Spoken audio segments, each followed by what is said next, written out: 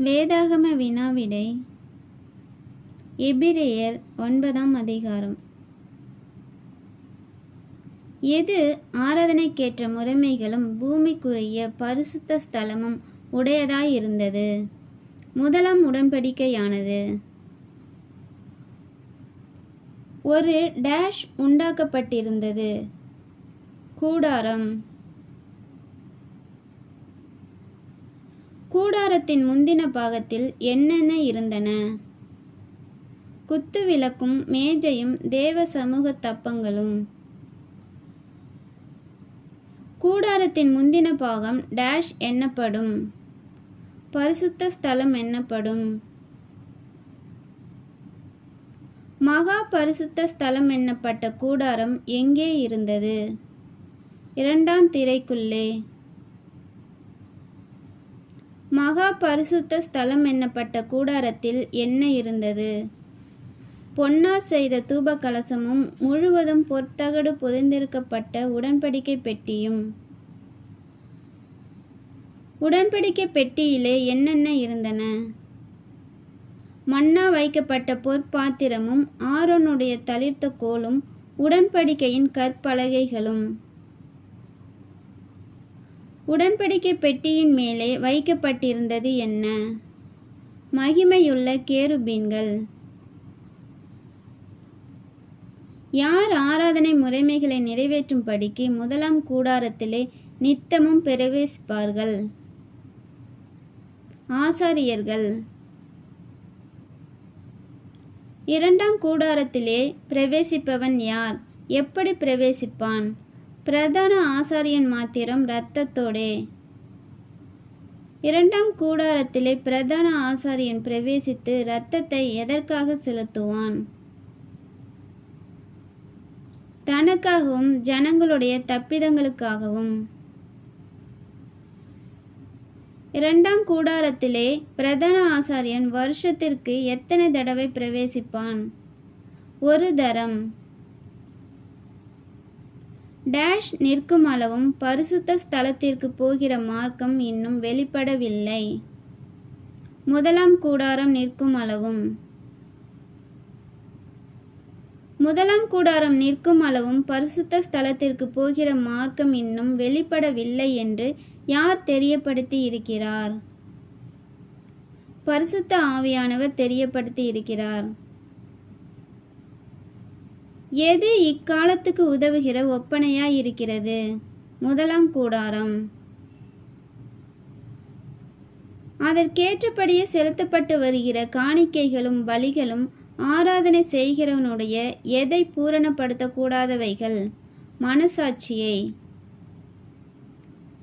இவைகள் சீர்திருத்தல் உண்டாகும் காலம் வரைக்கும் நடந்தேறும்படி கட்டளையிடப்பட்ட டேஷ் டேஷ் டேஷ் அல்லாமல் வேறல்ல. போஜன பானங்களும் பலவித ஸ்நானங்களும் சரீரத்திற்கேற்ற சடங்குகளுமே அல்லாமல் வேறல்ல. கிறிஸ்துவானவர் எந்த கூடாரத்தின் வழியாக அல்ல, எந்த கூடாரத்தின் வழியாக பிரவேசித்தார்? கையினால் செய்யப்பட்டதாகிய இந்த சிருஷ்டி சம்பந்தமான கூடாரத்தின் வழியாக அல்ல, பெரிதும் உத்தமமான கூடாரத்தின் வழியாக. கிறிஸ்துவானவர் எதற்குரிய பிரதான ஆசாரியராய் வெளிப்பட்டார்? வரப்போகிற நன்மைகளுக்குரிய பிரதான ஆசாரியராய். டேஷ் டேஷ் இவைகளுடைய இரத்தத்தினாலே அல்ல. வெள்ளாட்டுக்கடா இளங்காளை. தம்முடைய சொந்த இரத்தத்தினால் ஒரே தரம் மகா பரிசுத்த ஸ்தலத்திலே பிரவேசித்து என்ன உண்டு பண்ணினார்? நித்திய மீட்பை.